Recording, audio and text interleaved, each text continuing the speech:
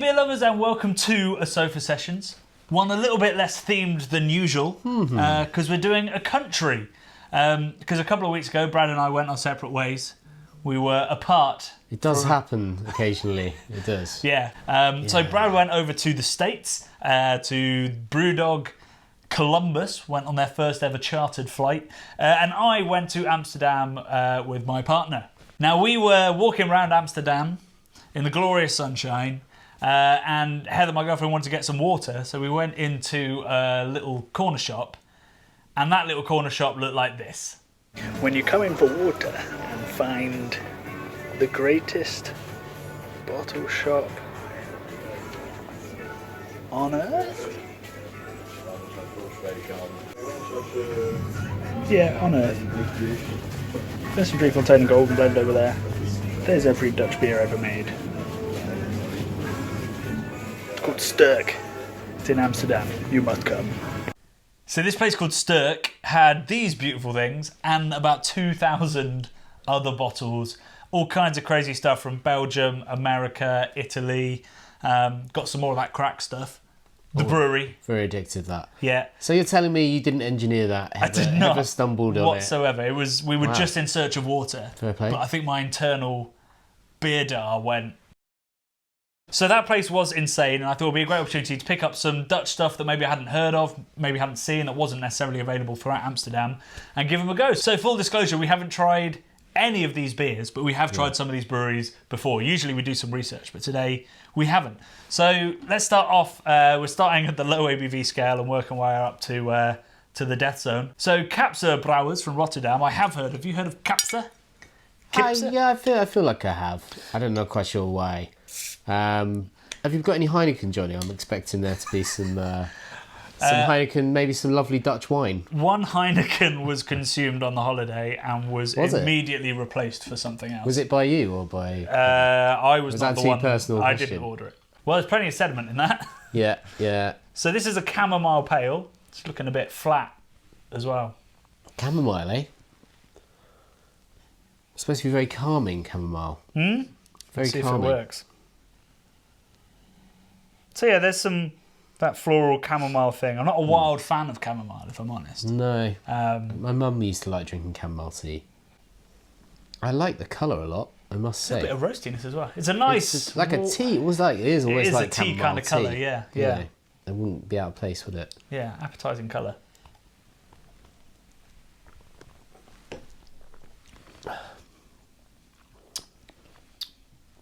Loads of chamomile on that. Yeah. Loads more than I thought there would be on the aroma. Really spicy, almost gingery and floral and sweet. Yeah, it's quite herbal. Herbal. That's a really nice little sipper.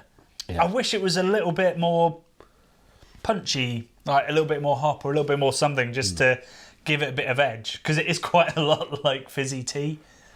Yeah. In fact, stick a lemon wedge in that and you've got a nice tea, basically. Fizzy tea. Yeah. That'll be a big trend, I reckon. So he started us off with some sort of hippie tea, Johnny. I must admit it was gorgeous, but... It was hippie tea. These next guys, actually, weirdly, I met them way back at the start of the Craft Beer Channel when I gave a speech in Berlin about the death of TV. About how cool YouTube is, I guess. At a beer conference. And these guys were sort of serving beer at the festival that followed it and had some delicious hoppy beer. Very pushy guy. In a nice way, pushy. A pushy Dutchman. A pushy Dutchman. They're so chilled out normally, though. Yeah. Are you sure he wasn't German? No, definitely Dutch. Wow. Kept giving me beer is basically what I'm trying to say. That's what pushy in a good way means. Yeah, okay. Oh, well, that's a good kind of pushy. We don't mind that. And so this is a kettle soured raspberry pale beer. Pale beer. It's not looking too pale. Very similar chamomile colour. I have to read out what's on the back because it's quite funny. Due to a fuck up of our brewery's steam generator, this short-circuited beer was created by coincidence. But we don't believe in coincidence. Every major event in life leads to the next surprising adventure. It's all connected, so cheers to more fuck-ups. Nice. I like it. So I guess their generator failed, so they couldn't actually boil the beer. So they mashed in, couldn't boil the beer, so they had to leave it for a while in it. soured in the kettle while they were fixing that. So then apparently they threw in some raspberries to see what they get. Raspberry. Ooh, And there's raspberries. that is very raspberry. I like it already. It's nice. It's not too jammy. It's quite fresh. I feel like I'm walking through a field and my legs have just got scratched up by a raspberry bush. It reminds me of muesli with raspberries in, Right, yeah, okay. which kind of makes sense. But, you know, I think it was. I don't eat muesli, Johnny. It's got too much sugar in it, Muesli does it. apparently. Apparently it's got loads of sugar on Muesli.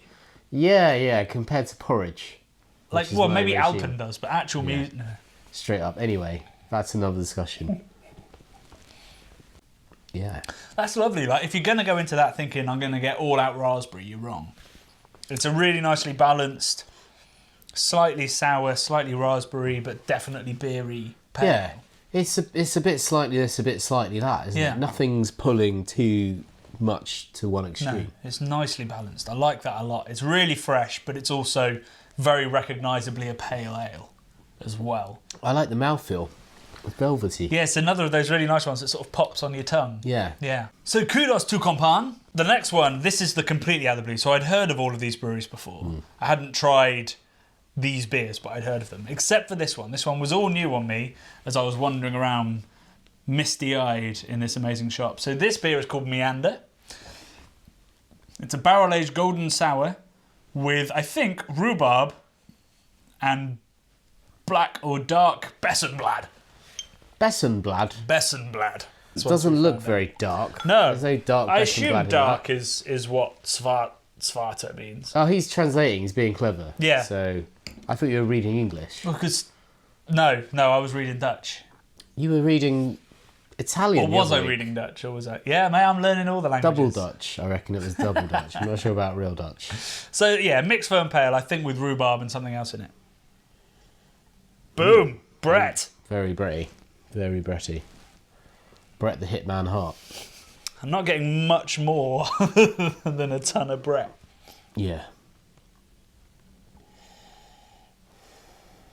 There's something kind of green fruity in there. So it could be really raw, really green, not very ripe rhubarb. But it's just all Brett as far as I'm Oh concerned. yeah, I totally forgot it had rhubarb in it. So we Googled the words to check because all we got was really Brett. And Yeah. we were right, rhubarb. Yeah. And then it's Svarts Bessenblad. Svartsbessenblad is the leaf of a blackcurrant. Blackcurrant. Leaf. It's So- not meat. No, so that's good. it's not meat I was- or a Soviet spy. No. It is Leaves. leaves.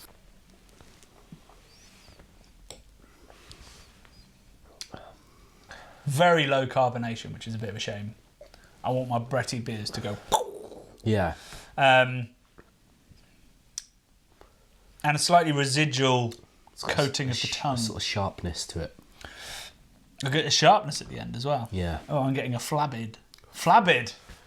So not bad by any means, but just not what it said on the tin and needed more carbonation. I didn't get any rhubarb from it. No rhubarb at No all. rhubarb No. at all. No. What about Soviet spies? I mean, blackcurrant leaf. I feel like there could have been a hidden message in there somewhere, but it was just very hidden.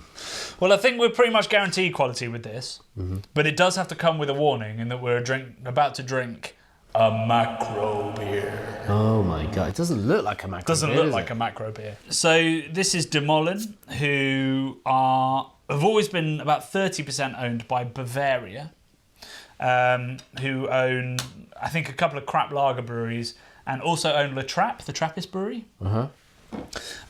which is the only Dutch Trappist brewery. But they do make some of the best barrel-aged beers in the world. And as far as I'm aware, Bavaria haven't got embroiled in, I don't know, like prostitution scandals like Heineken or anti-fair play illegal activities like AB InBev. So they're not the worst of the macro. What you're guys. saying is they're boring.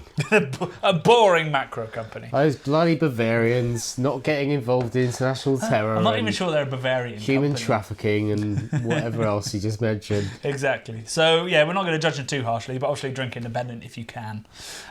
So this is a barrel-aged triple-ish, I think is the term they've used, or extra strong.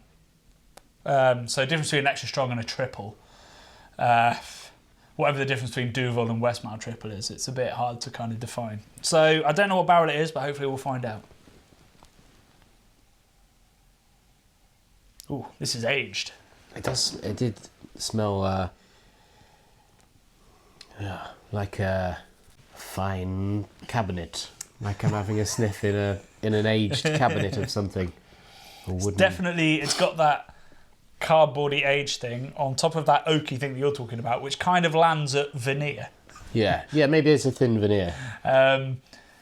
So yeah, I think it's probably a bourbon cask that it's been aged in. There's some sweet vanilla-y oaky stuff. And then lots of aging. So I think this was probably bottled a while ago. Couldn't be more wrong. September last year. So only 5 months. Wow. But the beer's definitely aged in the cask. So it's bready, Belgian-y, bourbon barrel characteristics, lots of aging on it. Yeah. Whoa. It's big, isn't it? That was a wet barrel. When they put that in, there was still whiskey in that, I'm pretty sure. It's giving me heartburn. It's lovely, actually.